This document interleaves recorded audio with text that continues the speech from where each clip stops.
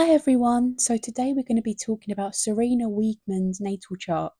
She has been the manager of the England national women's football team since September 2021. She's the first football manager, male or female, to win 5 consecutive, major international tournament finals, which is pretty amazing, hence why I want to do her natal chart. They recently won the Euros, so I was just so interested. I just was fascinated by this woman and her techniques. So this is why I have analysed her natal chart. Unfortunately, we don't have a time of birth for her, so I'm just going to do the best I can with what I've got. So I've got my notes with me, my handwritten notes, and let's begin. Let's dive in. So grab your Diet Coke or coffee or any little snacks, and let's just get into it. Also, don't forget to like, comment, subscribe, share with others if you find this interesting. Comment down below any thoughts, feelings you have towards this. I'd love to discuss more. She's a very interesting person, so yeah. Okay, so first things first, I was not shocked to find that she was born on a full moon. So she has a Scorpio sun, Taurus moon. We don't know her ascendant, unfortunately, but we're just going to do what we can with what we've got. So she has a sun in Scorpio, Taurus moon. So she was born on a full moon, which does not surprise me. She also has a sun opposition Saturn, which makes for someone who is very strong willed, may feel restricted or confined in terms of how to express herself. She's had to learn her confidence. Um, this also means when you have sun opposition Saturn, it can mean that the father or paternal figure was restrictive in some kind. Um, Saturn is a very traditional planet, so whenever you have this influence here, it likes structure, it likes rules, it likes tried and tested methods. So her dad might have been quite, that way inclined, so she may have had issues with him. She's used to setbacks in relation to how she expresses herself, what she feels will help people. The sun is the planet where you feel the most brightest, the most what's the word? Confident. So she may have had some knockbacks with her confidence. May have been from her dad or paternal figure. She's probably had to deal with quite a lot of sexist comments. As we said before, Saturn rules tradition. She's very studious and determined. Moon in Taurus, so it's a fixed modality, which means it's very strict with itself, very stubborn, very fixed in the way it likes to do things, very habitual. She approaches her feelings patiently and strongly. It is a great buffer for managerial positions. You're very calm, you're very collected. This makes sense. It checks out. Okay, so she has 3 planets in Libra. So that's her Mercury, Venus, and Uranus. Uranus is a generational planet, and unfortunately, because we don't have her birth time, we can't get the houses or specific aspects or degrees or anything like that. But I will try my best. So, with the Venus in Libra, Libra is exalted in Venus. It's naturally at home here. It knows how to truly embrace Venus.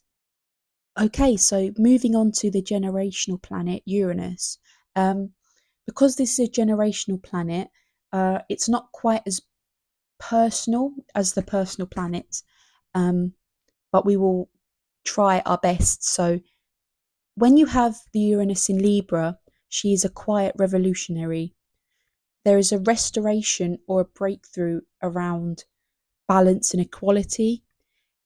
She has, and we've seen from her results and her managerial style, she disrupts the traditional narrative, um, especially about, how women managing football teams and things like that. I've heard in the news recently that it talks about her managing the Premier League, and I've thought, well, why not manage the men's team? She gets results. Why not? So she's the first and most successful female football manager. She has transformed perceptions of who leads, their methods of leadership, and how to get results without replicating toxic masculine models. When I say toxic masculine models, I mean outdated and harmful sort of expressions of traditional masculine traits in leadership positions when they're used in excess. So, for example, we've seen all the old football managers and they're very my way or the highway attitude. Um,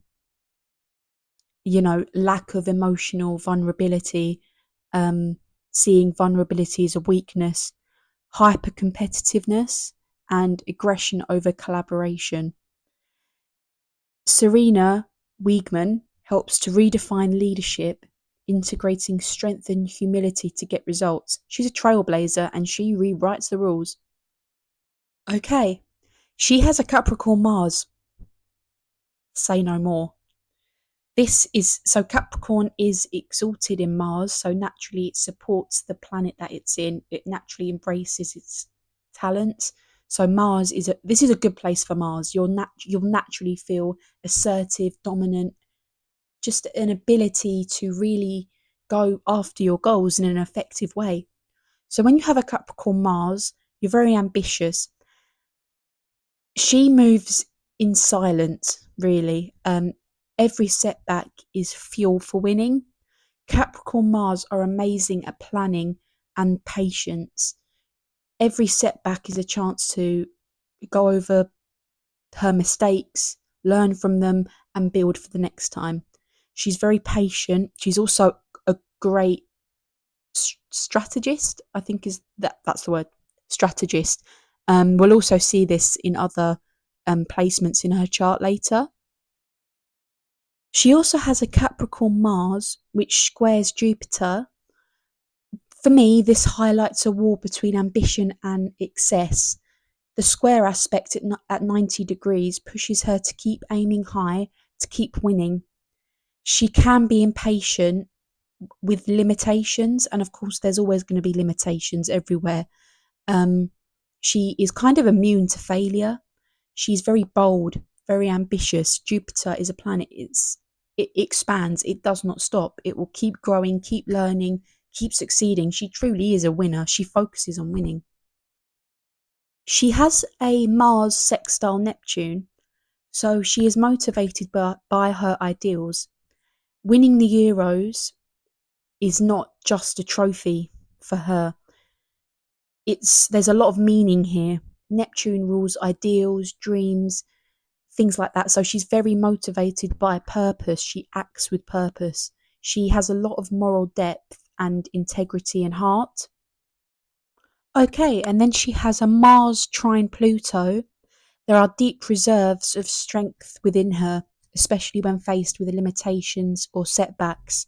When Mars, trines Pluto, her anger, methods of success become purposeful.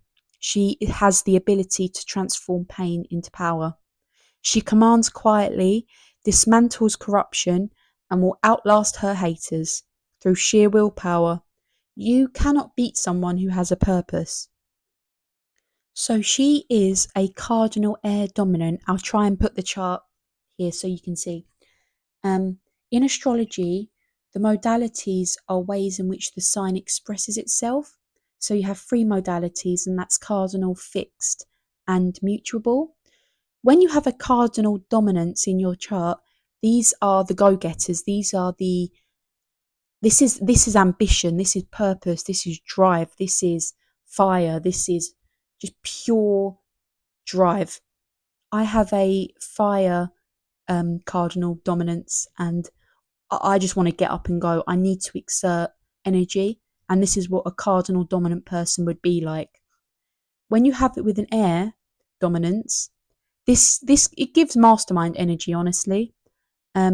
She starts the collective thought in terms of thinking of new ways to do things. She's a very progressive thinker, not just thinker, the way she actions herself.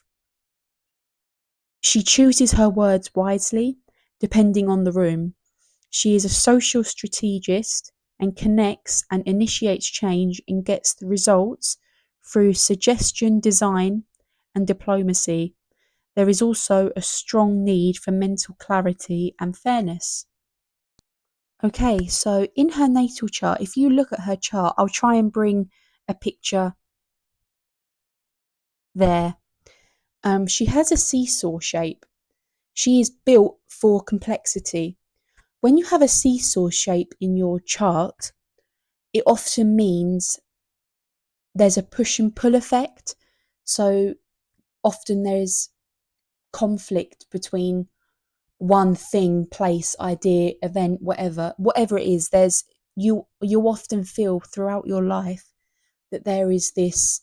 It could be heart versus mind. It could be anything. Push and pull, A and B.